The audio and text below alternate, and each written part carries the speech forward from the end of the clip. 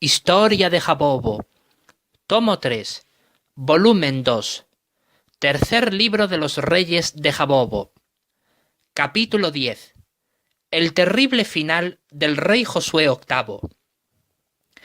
Entonces los jabobeses se retiraron de allí y, llevándose al rey Josué VIII y a toda su corte y su gobierno como prisioneros, excepto a la familia real josuelana, la cual permaneció en el reino de Josué, la esposa de Josué VIII, la española Rosa Páez de Juárez, de 42 años de edad, y su hijo el príncipe Josué IX, de tan solo 9 añitos de edad, abandonaron la cima de las montañas de la reina Musí y se los llevaron al distrito jurisdiccional de Filipos, en donde se hallaba la prisión federal de Jabobo, bajo la plaza del mercado, la cual había sido erigida por el rey Javier IX, así como el puente que lleva su nombre, que cruza en diagonal el río Sagitario desde la avenida Almirante de la Flota Bernardus Andreas hasta la avenida Rey Javier II, desde el reino de Josué hasta el distrito jurisdiccional de Filipos. Aquel puente ellos mismos cruzaron hasta llegar justo a la plaza del mercado para conducirlos a prisión. Entretanto, el rey Javier IX dio órdenes de que su imperio se apoderara del dominio soberano josuelano de las aguas del río Sagitario que bañaban el interior del reino de Josué, por causa de su victoria en la guerra contra los josuelanos. También dio órdenes de que el reino de Josué no fuese reconstruido nunca por créditos económicos jabobeses, y ordenó además que todos los cadáveres que se hallaban flotando sobre las aguas del río fuesen recogidos e incinerados en el crematorio, que se encontraba a la espalda del puerto de Piruli. Los pocos josuelanos que sobrevivieron a la guerra no tuvieron más remedio que trabajar en condiciones deplorablemente abusivas para los jabobeses, quienes con más empeño que nunca los insultaban y los maltrataban con sumo desprecio y desdén. La nación josuelana quebró en una crisis económica tan severa que demoraría más de 2 siglos en volver a recuperarse completamente.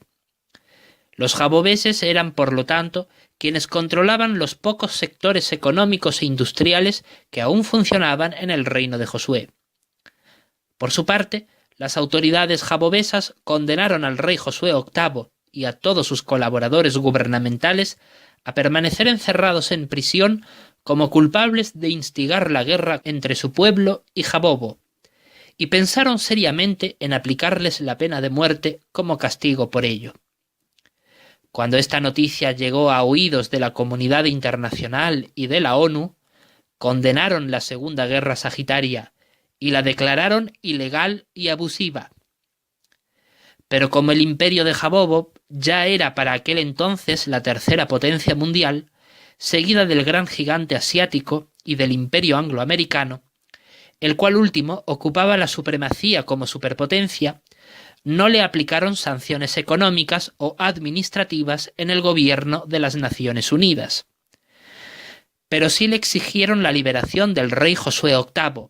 pues su esposa viajó a Europa para presentar su demanda ante el Tribunal Europeo de Derechos Humanos, exigiendo la liberación de su esposo de la prisión filipense de Jabobo, y dicho tribunal falló en su favor, y por ende de todos sus demás colaboradores gubernamentales, aduciendo la edad avanzada del monarca y la desesperada situación económica josuelana que empujó irremediablemente a la nación a entrar en guerra contra Jabobo. Pero las autoridades jabobesas no hicieron caso a estas demandas de la comunidad internacional y tras haber dejado en prisión al rey Josué VIII y a su gobierno por espacio de más de 10 años, finalmente decidieron ejecutarlos a todos mediante el morir fusilados en un paredón que edificaron para la ocasión en la plaza del mercado del distrito jurisdiccional de Filipos, en la isla de Jabobo. A la esposa del monarca josuelano, Rosa Páez de Juárez, lograron detenerla y arrestarla cuando procedía a desembarcar del avión que aterrizó en el aeropuerto del distrito jurisdiccional de Pichurri, en la isla de Jabobo, aeropuerto que fue construido sobre toda la parte superior del condominio residencial fruto del Espíritu Santo, en los días del reinado de Javier VIII. Ella vino en avión desde Europa a Jabobo, puesto que el reino de Josué aún no tenía aeropuerto en aquellos días, para presentarle directamente al rey Javier IX la orden europea de liberar a su esposo y demás funcionarios de la prisión federal de Jabobo. Pero como el gobierno de Jabobo deseaba acabar de una vez por todas con el rey Josué VIII y sus colaboradores, no deseaba las inoportunas reclamaciones que la reina Rosa, quien hasta entonces gobernaba la nación en nombre de su marido, pues su hijo aún no era mayor de edad como para poder reinar, les hacía para que liberaran al monarca josuelano, por lo que optaron por ejecutarla a ella también. Ahora bien, aunque los jabobeses anhelaban vengarse del rey Josué VIII y de su gobierno por medio de matarlos por causa de la guerra que ellos provocaron, no querían hacerlo sin antes esperar a que el heredero al trono, el joven príncipe Josué IX,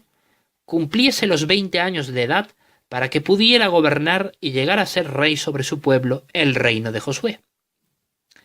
Lo que pasa es que temían dejar un vacío de poder en el seno del reino de Josué, y este fuese aprovechado por los Estados Unidos para colocar en él a agentes de la CIA.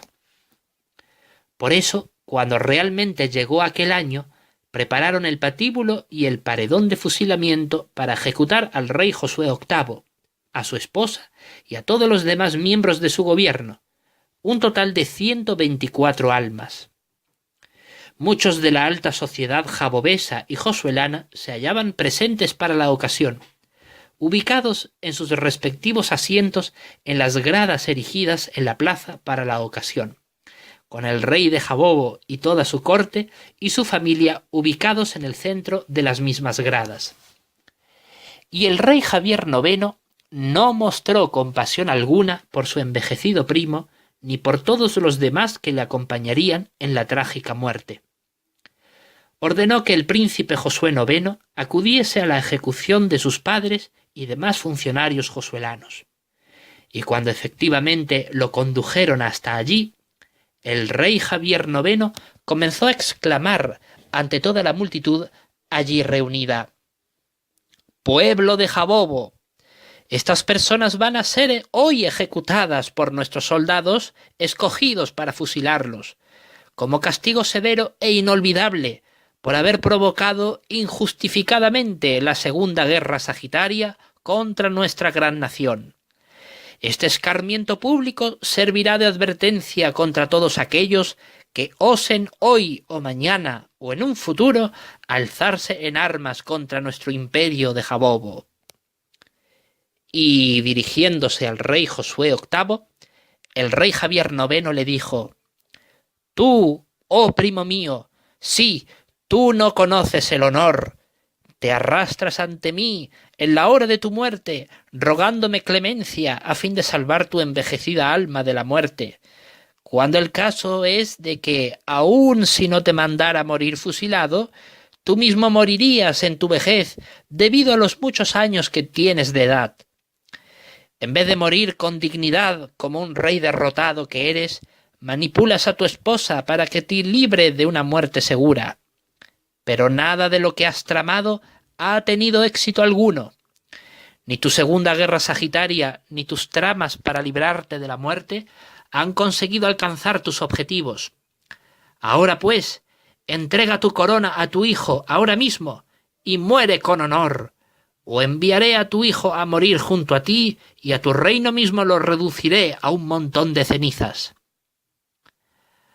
Así pues, con lágrimas en sus ojos, el rey Josué VIII se dirigió a su hijo el príncipe Josué IX y lo declaró delante de toda la multitud allí presente, rey y sucesor suyo en el trono del reino de Josué. Por lo tanto, 20 años de edad tenía Josué IX cuando llegó a reinar en lugar de su padre, y por 55 años reinó sobre su pueblo. Entonces condujeron al envejecido a su posición en el patíbulo,